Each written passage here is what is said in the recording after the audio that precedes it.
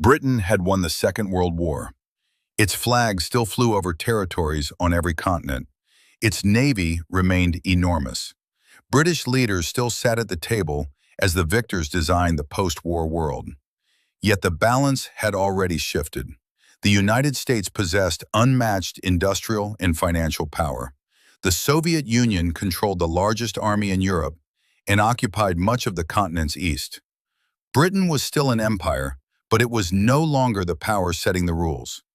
Every dominant power eventually reaches a version of this moment. The map still looks impressive. The old institutions still exist, but the system that created its advantage has begun to move on. This is not a list of every empire that ever became powerful.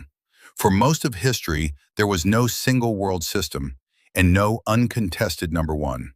Rome and Han China could dominate opposite ends of Eurasia at the same time without ever fighting each other. So we will follow the major powers that shaped the largest connected world of their age. The first is Achaemenid Persia.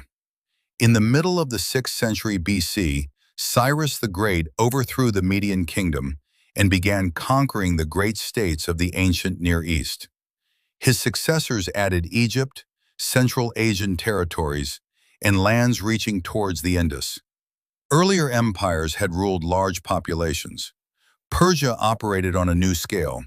Its strength was not simply the number of peoples it conquered. It was the system that kept them governable. Under Darius the Great, provinces were administered by governors known as satraps. Roads connected royal centers with distant frontiers. Couriers carried orders. Officials collected tribute, recruited troops, and reported back to the king. Local languages, religions, and elites often continued beneath imperial rule. The empire did not need every subject to become Persian. It needed taxes to arrive, roads to remain open, and rebellions to be contained. That combination made Persia the dominant power from the Aegean to Central Asia for roughly 2 centuries. Its weakness was hidden inside the same scale. Satraps could become rivals. Succession disputes could divide the court. A revolt on one frontier might erupt while the king was campaigning on another. Then Macedonia found the opening. Alexander the Great crossed into Asia in 334 BC. His army defeated Persian forces at the Granicus, Issus, and Gaugamela. Within a few years, the empire built by Cyrus and Darius had collapsed. No conqueror in this story expanded faster. Almost none left a less secure succession. Alexander died in Babylon in 323 BC, still in his early 30s. His generals divided the empire into rival kingdoms. He had conquered the Persian system. He had not created a stable replacement for it. Before we continue, my name is Noah.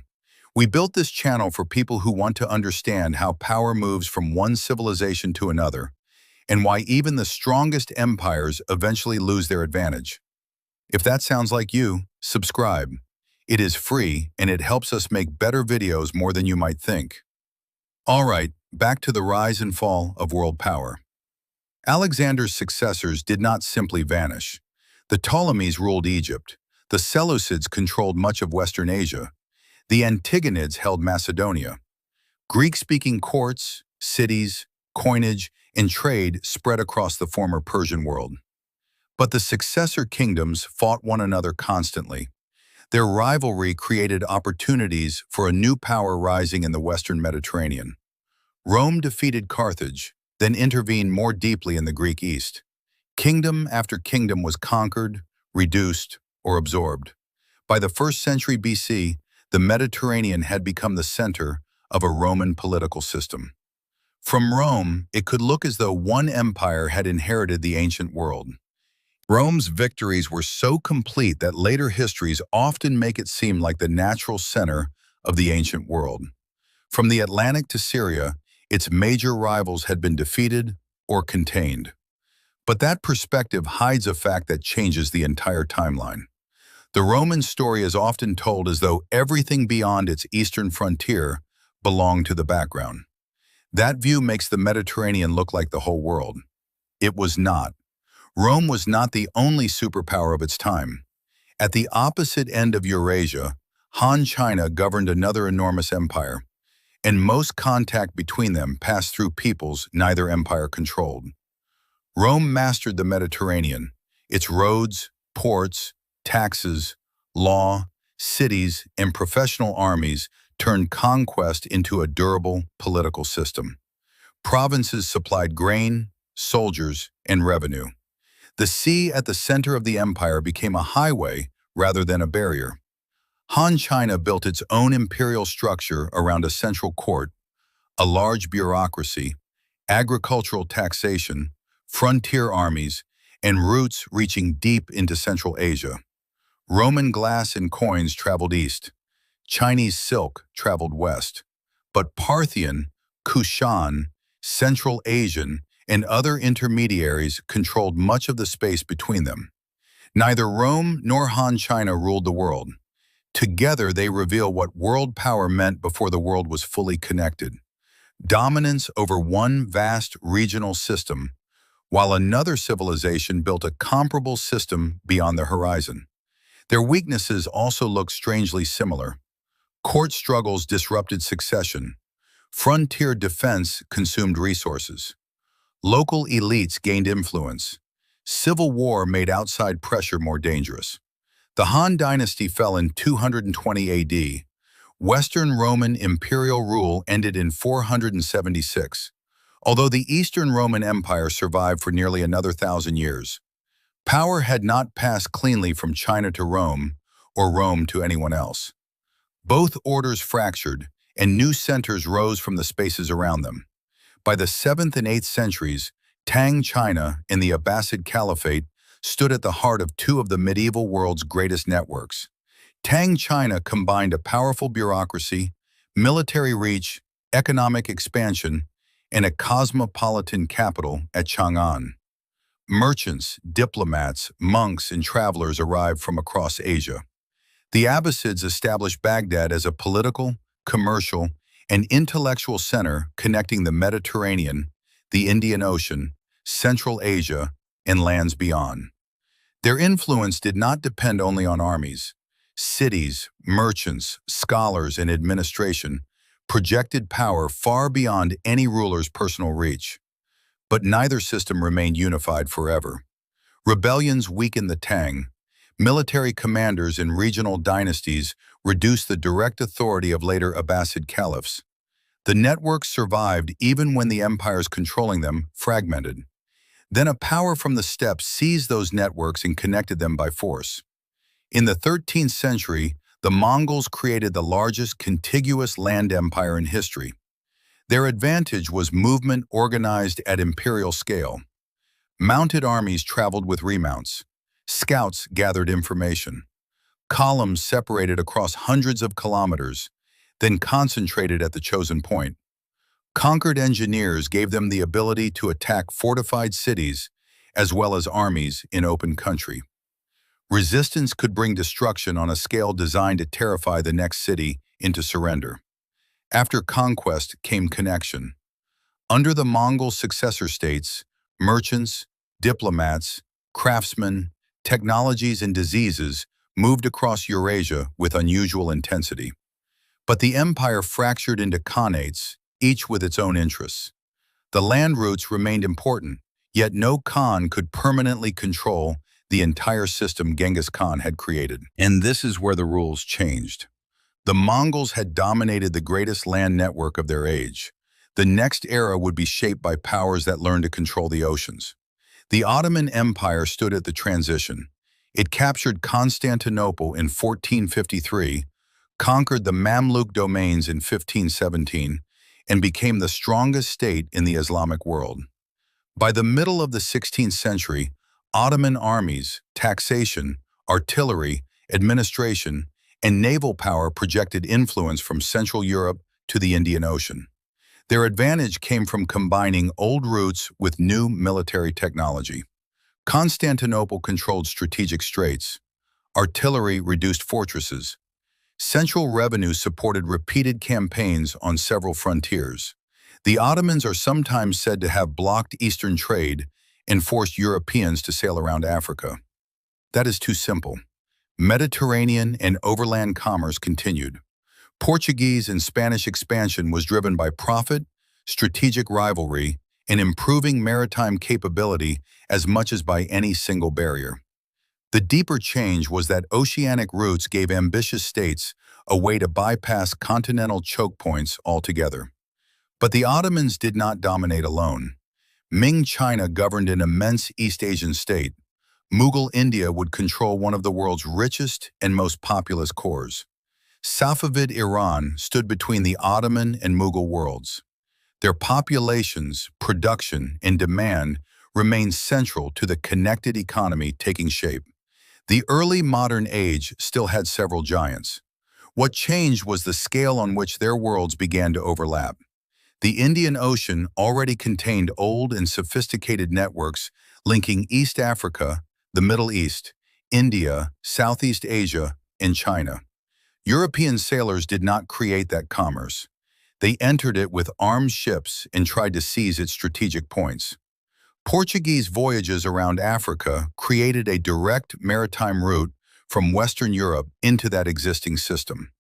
Fortified ports and naval violence allowed Portugal to influence trade far beyond its population.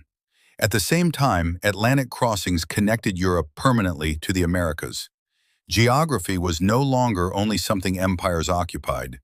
It became something ships could bypass, connect, and attack. Spain then built one of the first durable imperial systems to link Europe, the Americas, and Asia. That system rested on conquest, indigenous alliances, epidemic disease, coerced labor, and enormous transfers of wealth. Spanish forces did not defeat American empires alone, and the new order was catastrophic for millions of people who lived beneath it. Silver from Mexico and Potosi crossed the Atlantic. From Acapulco, the Manila galleons carried American silver across the Pacific in exchange for Asian goods. For the first time, one imperial network linked mines in the Americas, consumers in Europe, and markets in China through regular oceanic routes. That made Spanish power genuinely intercontinental. Decisions made in Madrid could affect labor in the Andes, shipping in Mexico, warfare in the Netherlands, and demand for silver in East Asia. Spain could finance armies across Europe and defend territories separated by entire oceans. But the system was expensive. Treasure fleets required protection. Garrisons, officials, and wars consumed revenue before it arrived. Wealth flowed outward through imports and creditors, while the monarchy repeatedly suspended payments on its debts. The empire was vast, but its enemies did not need to conquer all of it. They could raid shipping, challenge monopolies, support rebellions, and force Spain to defend too many fronts at once. One of those enemies began as a rebellious group of provinces within the Spanish monarchy. The next dominant power was not the largest kingdom in Europe. It was a small republic that made ships, credit, information, and capital move faster than its rivals. In the 17th century, the Dutch Republic became one of the richest states on earth. Its merchant fleet carried goods across European waters. Amsterdam became a leading financial center. Chartered companies, such as the Dutch East India Company, combined private investment with state-backed power. The Dutch built trading posts, seized ports, fought wars, monopolized commodities, and participated deeply in colonization, slavery, and the slave trade. Their strength was a network rather than one vast block of territory. A relatively small population could influence markets thousands of kilometers away because ships, insurance, credit, and information worked together. But networks still needed protection. Repeated wars with England and France placed pressure on Dutch manpower and finance. The Republic had helped invent a new form of commercial power, but larger rivals could copy its methods. Britain did exactly that. During the 18th and 19th centuries, British power combined naval strength, public credit, colonial armies, commercial networks, and the Industrial Revolution. After Napoleon's defeat, no navy could challenge Britain globally on equal terms. Steam power, factories, railways, telegraphs, and finance widened the advantage. At its early 20th century peak, the British Empire covered roughly a quarter of the world's land and population. That scale rested on conquest, settlement, dispossession, coercion, and unequal trade. It also depended heavily on local soldiers and administrators. But industrialization spread. Germany, the United States, Japan, and others built factories and fleets of their own. Anti-colonial movements challenged imperial rule, while two world wars exhausted British resources. Which brings us back to 1945. The new system was bipolar. The United States emerged with enormous industrial and financial power, advanced technology, a global navy, nuclear weapons, and alliances across several continents. It helped shape institutions that placed American power near the center of the post-war order. The Soviet Union combined land power in Europe, an Eastern Bloc, and soon its own nuclear weapons with an ideological challenge of global reach. Neither controlled everything. China, decolonizing states, Europe, and regional powers still shaped events. But for nearly half a century, the central rivalry was organized around Washington and Moscow, extending through alliances, spaceflight, aid, proxy wars, intelligence, and nuclear deterrence. Then the Soviet system entered a crisis it could not contain. Economic stagnation, political reform, nationalist movements, and the loss of control in Eastern Europe weakened the Union. In 1991, the Soviet Union dissolved. For a time, the United States possessed a combination of military reach, economic influence, technology, alliances, and institutional power without an equivalent rival. But the story should stop before pretending the present has already chosen a permanent successor. History has never handed power from one empire to the next like a crown. Persia mastered administration. Rome and Han China mastered scale. The Mongols mastered movement. Spain mastered oceanic connection. The Dutch mastered finance. Britain mastered industry and sea power. The United States and Soviet Union built rival systems with global reach. None dominated because history had selected it. Each dominated because the age rewarded the system it had built. And each lost its advantage when rivals copied that system. Its costs became too great, or the age changed the rules. In 1945, Britain's empire still covered the map, but the future had already moved elsewhere. That is how world power usually ends, not when the old power disappears, when its greatest strengths stop being the strengths the next age requires.